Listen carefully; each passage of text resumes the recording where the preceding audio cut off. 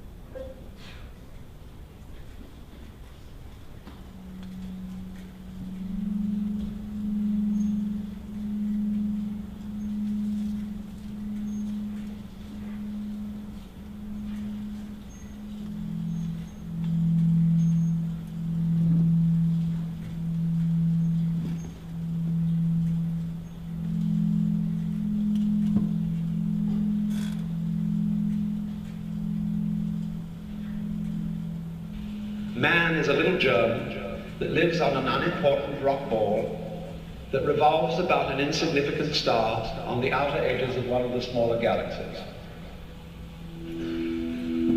But if you think about that for a few minutes, I am absolutely amazed to discover myself on this rock ball, rotating around a spherical fire. It's a very odd situation. And the more I look at things, I cannot get rid of the feeling that existence is quite weird. And one of the peculiarities of this solar system is that at least on the planet Earth, the thing peoples.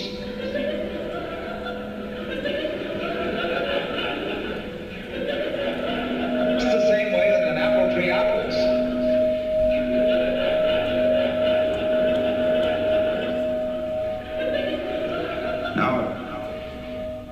In Western culture, it is practically a basic assumption that existence is serious. Is it serious? Is existence serious? Like you say, doctor, after you've looked at your X-ray picture, is it serious? What does that mean?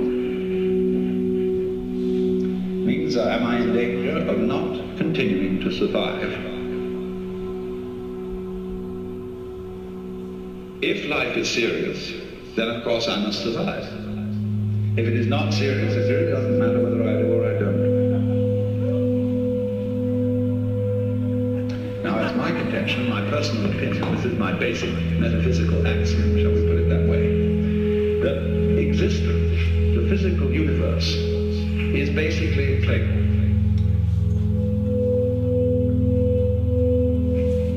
There is no necessity for it whatsoever. It isn't going anywhere. That is to say, it doesn't have some destination that it ought to arrive at. When you travel, you are trying to get somewhere. And of course, we are busy getting everywhere faster and faster and faster and faster and faster till we eliminate the distance between places. What happens as a result of that is that the two ends of your journey become the same place. So you eliminate the distance and you eliminate the journey. Because the fun of the journey is to travel, not to obliterate travel. Same way of dancing. You don't aim at a particular spot in the room. That's where you should arrive. The whole point of the dancing is to dance. And that's simply the way things are.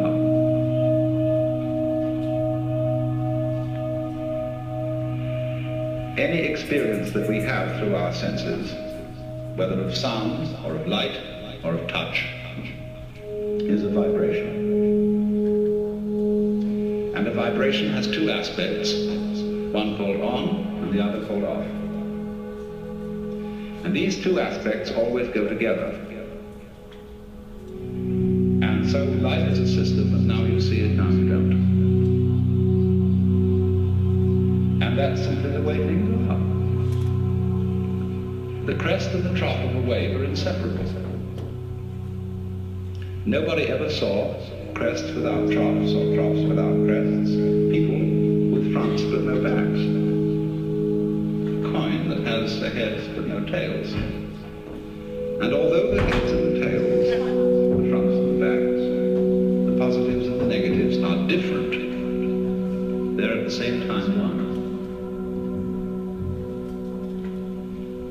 If therefore we forget, we see, that black and white are inseparable, and that existence is constituted equivalently by being and non-being, then we get scared. And we have to play a game called, black might win. And once we get into the fear that black, the negative side, might win, we are compelled to play the game, but white must win. And from that start all our troubles. We get scared, and from that start all our troubles. You tend, therefore, to see the world in a disintegrated aspect. You take separate things and events seriously, imagining that these really do exist. Is it serious? Is it serious? Our physical world is a system of inseparable differences. Everything exists with everything else. Black and white go together. Every inside has an outside. What's inside goes on inside your skin is inseparable from what goes on outside your skin. But we contrive not to notice that. We select from the total input that goes to our senses only a very small fraction. And this causes us to believe that we are separate beings, isolated by the boundary of the epidermis from the rest of the world.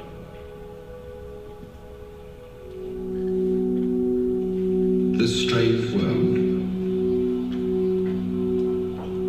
with its weird forms like hippopotami, and when you look at them from a certain point of view, stones and trees and water and clouds and stars, when you look at them from a certain point of view, don't take them for granted. They are as weird as any hippopotamus, or any imagination of fabulous beasts and gorgons and griffins and things like that. They are just plain improbable. And it is in this sense, I think, that they are the Alleluia, as it were, the nonsense songs.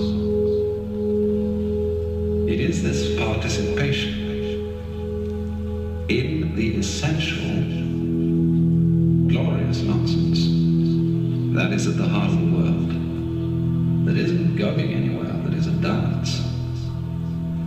But it seems that only in moments of unusual insight and illumination that we get the point of this, and find that thus the true meaning of life is no meaning, that its purpose is no purpose, and that its sense is nonsense. Blathering balderdash, but that has in it rhythm, fascinating complexity, a kind of artistry. It is in this kind of meaninglessness that we get the profoundest meaning.